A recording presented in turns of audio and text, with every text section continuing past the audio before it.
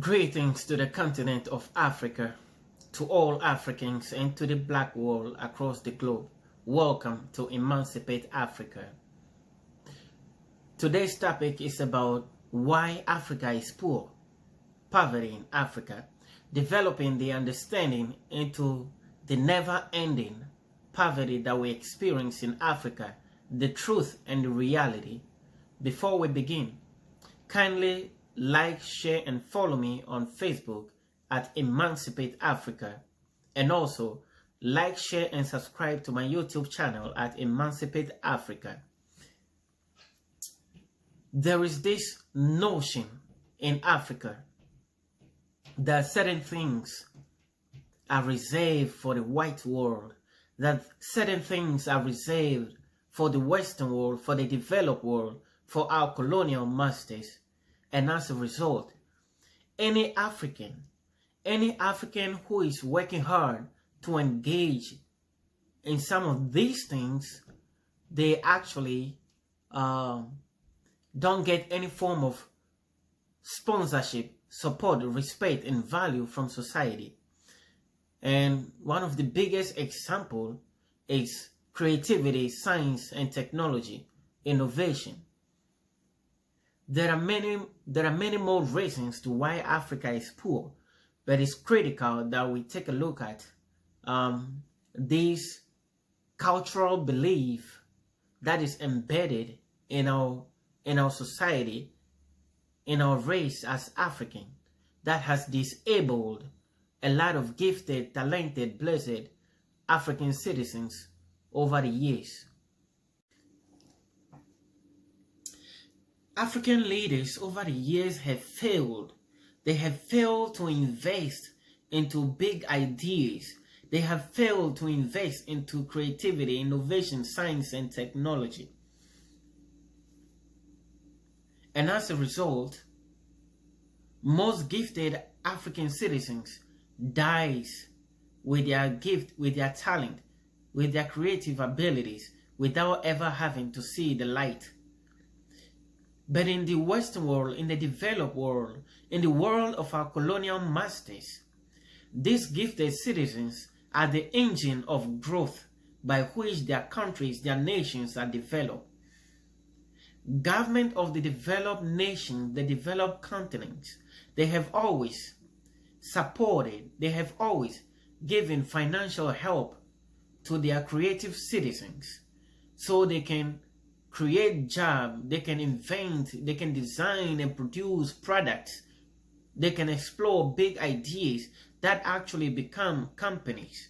And when these companies grow, the government turns around and start taxing them to generate profit and revenue, which is used to develop their countries. These monies that are raised from these companies that the government has helped over the years are invested into different fields of development, such as education, agriculture, science, technology, infrastructure, and many more. But in Africa, the story has been the opposite one. Most often, we have our African leaders who over the years, out of their lack of wisdom, out of their lack of vision, have actually come to believe that the only way to develop Africa is to depend on our natural resources. And as a result, you've seen most African leaders who are traveling and flying in the air. They spend most of their time in office flying to the developed world, trying to beg for money, beg for arms, and beg for loans to develop Africa.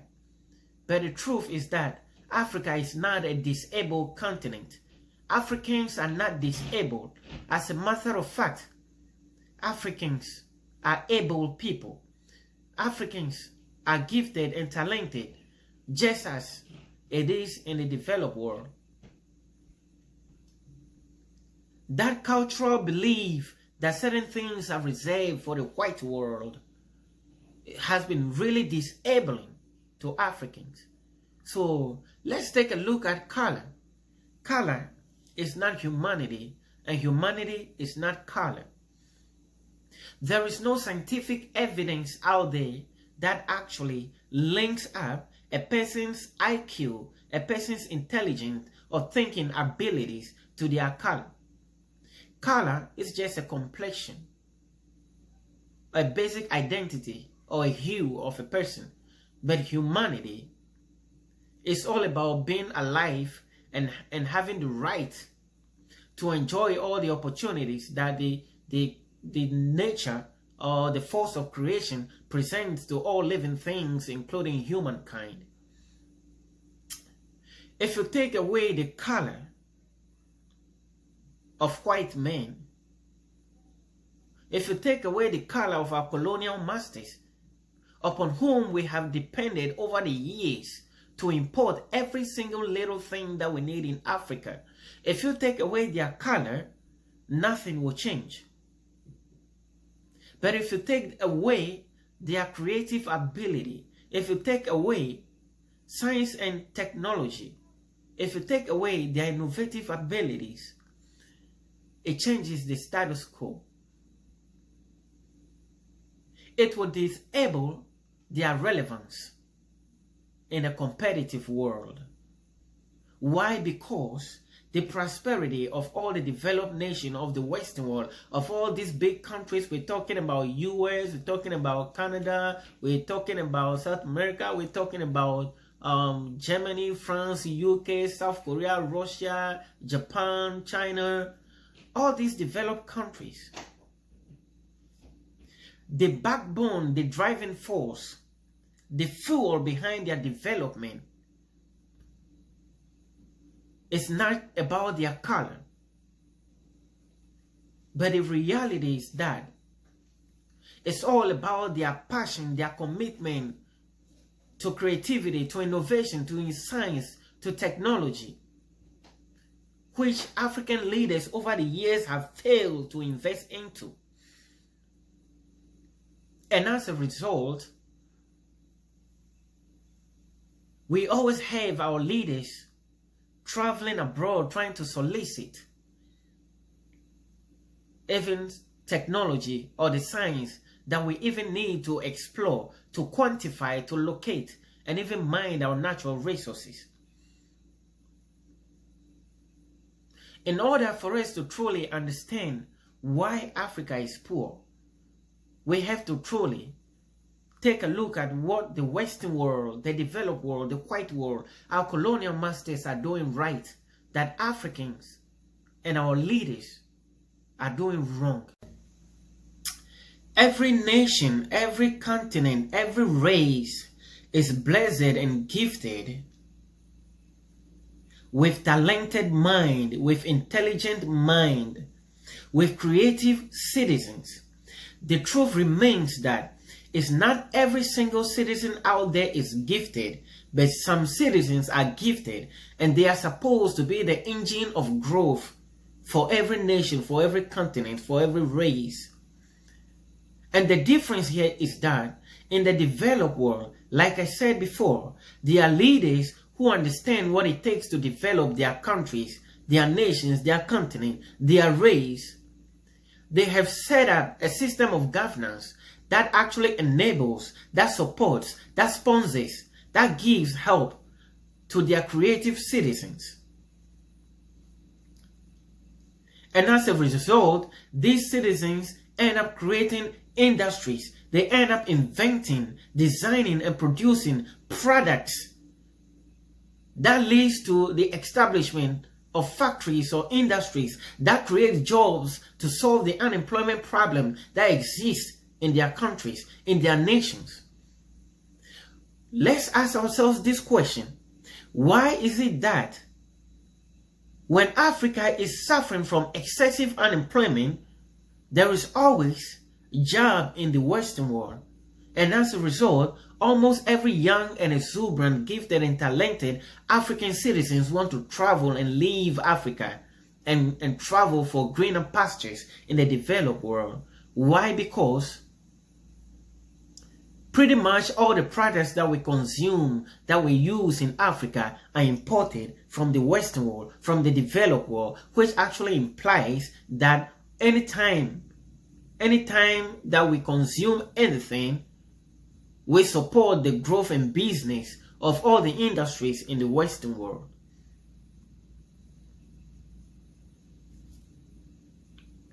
Why is it that our leaders in Africa want to just solely depend on our natural resources to develop Africa? But the truth remains that all these developed countries, they also have natural resources, but they understand they cannot solely depend on their natural resources to develop their countries. And as a result, they invest into big ideas. But African leaders are so short in thinking. African leaders are so lazy, they don't want to invest in ideas.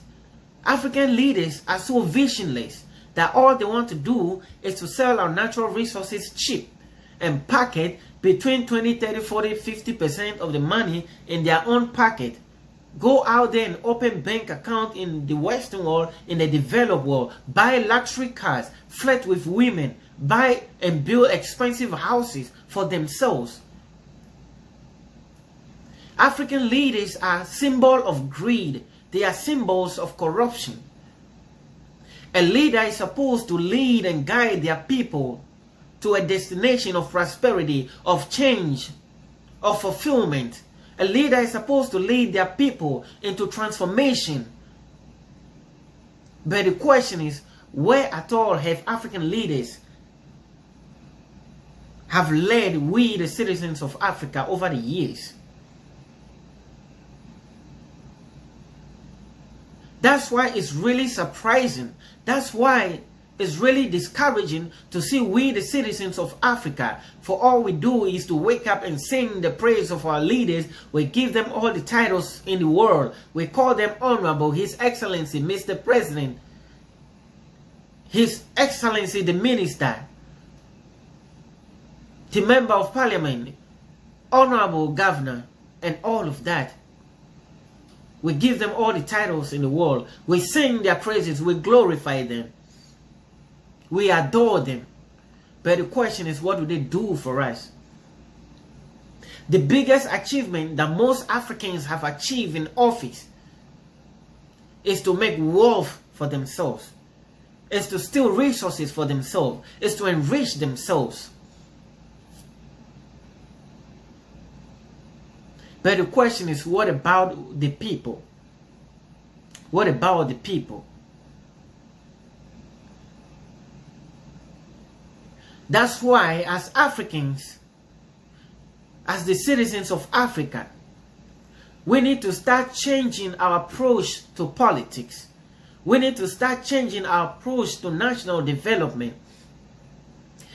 The colloquial idea that as an African citizen, we have to respect our leaders, and that we cannot talk to our leaders anyhow because they are elderly people, even if they are doing the wrong thing, even if they are channeling out resources that are supposed to transform the lives of their citizens, even if they are supposed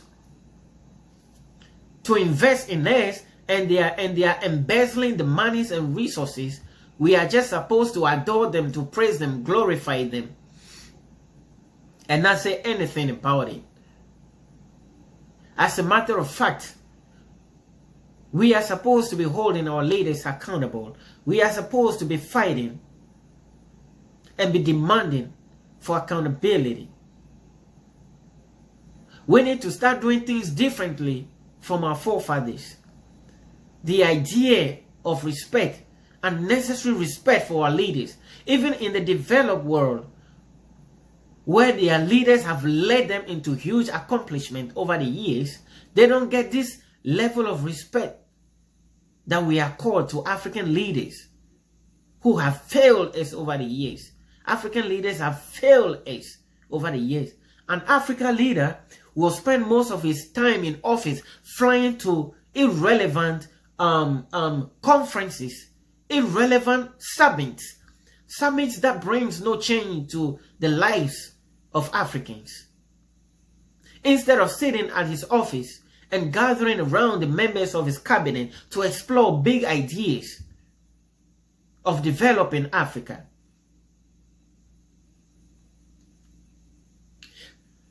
The idea, there is this question that most Africans ask, and this question is so critical that everybody needs to pay attention to. I've heard the professors of Africa, I've heard the elites of Africa, I've heard the politicians of Africa, I've heard the average African citizens actually say things like Africa is rich and we have the world's most natural resources. We have the most reserve of the world's natural resources, and yet we are poor. But this is your answer. Africans have never been the beneficiaries of the natural resources of Africa. And the question is why?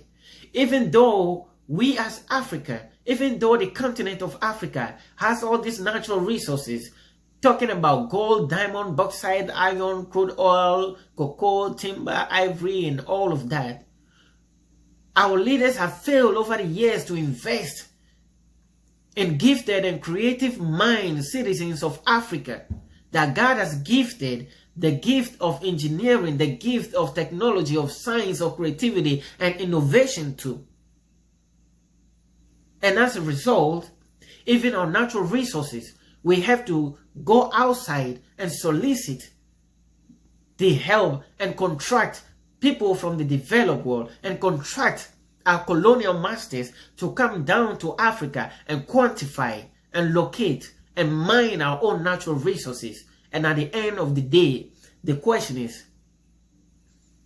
what percentage of revenue do these African countries get from these foreign countries or the developed countries who brings their expertise, their science, their technology and come to Africa and mine all these natural resources? And you'll be shocked to know that most African countries actually get 1%, 2%, 3, 4, 5, 10, at most, 12, 13, 14% of money, of value, of revenue from our own natural resources. So the question is, if Africa is only getting a chicken feet percentage, a crab leg percentage of our own natural resources, then the question is, who gets the rest of the percentage? That's why it's critical to understand that Africans have never been the true beneficiaries of our own natural resources. But the true beneficiaries are the Western world. Africa is just a harbor. Africa is just a harbor of natural resources for the Western world. Africa is just a host of natural resources that the Western world actually uses to fuel and propel their economy over the years. And until our leaders start investing in big ideas, until African leaders stop traveling abroad and begging for money, and start investing into the citizens so we can develop our own science and technology, creativity, innovative ideas to manage our own affairs, that we can start mining and polishing and giving value to our own natural resources,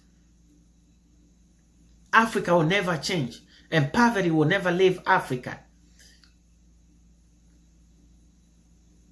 The greatest thing ever that any leader could ever give to his people is to invest in his people, is to sharpen the skills, the potentials, the capabilities, the ideas, the science, the technology, the engineering skill of his people. There is nothing greater than that. There is nothing greater than that. We, the citizens of Africa, we need to wake up. We need to wake up and start fighting for our future. We need to wake up and start fighting for the future of our children, of our generations yet unborn. How come that the Western world is always in a position to always borrow and lend money to Africans just because our leaders have failed us.